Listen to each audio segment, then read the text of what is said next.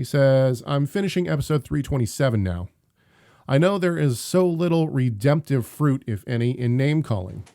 It has become way too common to call anything that one might disagree with a heresy. I agree. However, at some point, doesn't God require us to call a spade, so to speak, or pick our battles? How would you simply define heresy to your son or your congregation? Although dispensationalism has evolved over time and has had several versions, I believe it has always maintained two basic overall themes. Number one, God has always had two plans of salvation, one for Israel and one for the church. And number two, God has always had two peoples, Israel and the church. I would consider this heresy, wouldn't you?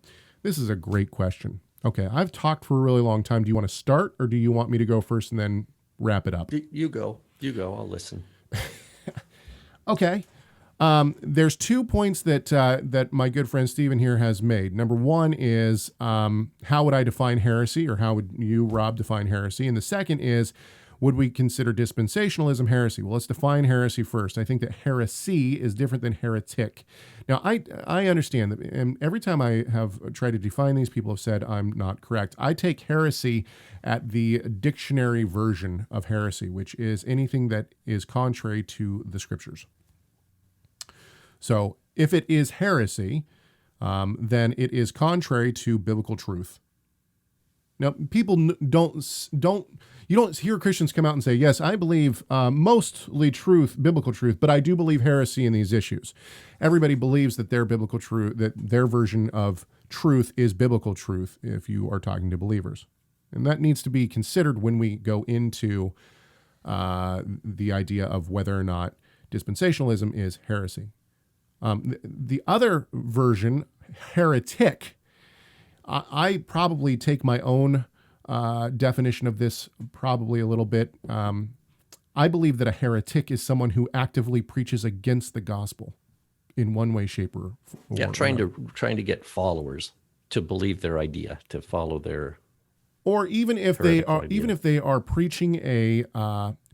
So I believe that there are some teachers who are not necessarily just trying to get followers, but honestly believe a theology, but it is blatantly contrary to the gospel. And we could use actually what was his name? Representative Emmanuel Cleaver. I don't think that Cleaver is sitting there saying, yes, I actively oppose God and the gospel, but I do think that his ability and want to be able to pray in the name of many different gods proves that he is actively against the gospel and therefore is actively a heretic.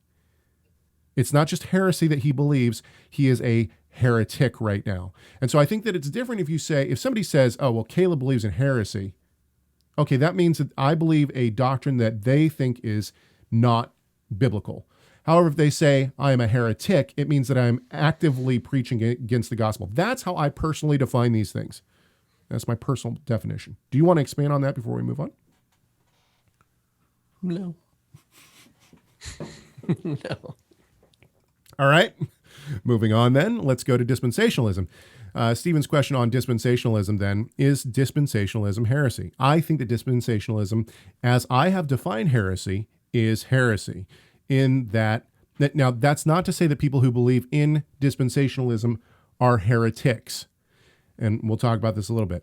And for the exact reasons that Stephen has laid out, according to the Bible, I think that God has only ever had one people. I don't believe that God has had two people. That is that he had Israel, and then he also has the church in a different dispensation. I think that is not what the Bible teaches, and therefore it would be heresy to believe that. At the same time, I don't believe that there has been two plans of salvation, one for Israel and one for the church. Let's take it one step farther or further. I do not believe in two forms of sanctification in that God has two laws for different people. So the standard Christian view, I believe, is a heresy that God has done away with and people would say maybe the ceremony and civil aspects of the law. I think that is a heretical view. Does that mean that the people who believe it are heretics? No, I don't necessarily believe that, because I think that one of the reasons that I have understood dispensationalism to have come into existence in and of itself in the first place is because those who believe in dispensationalism wanted to try to make the scriptures line up on how God would have Israel as the chosen people, even though Israel rejected Christ.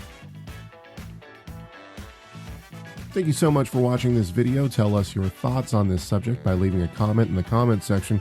Make sure you like, share, subscribe, and enable those notifications. And we'll see you in the next video.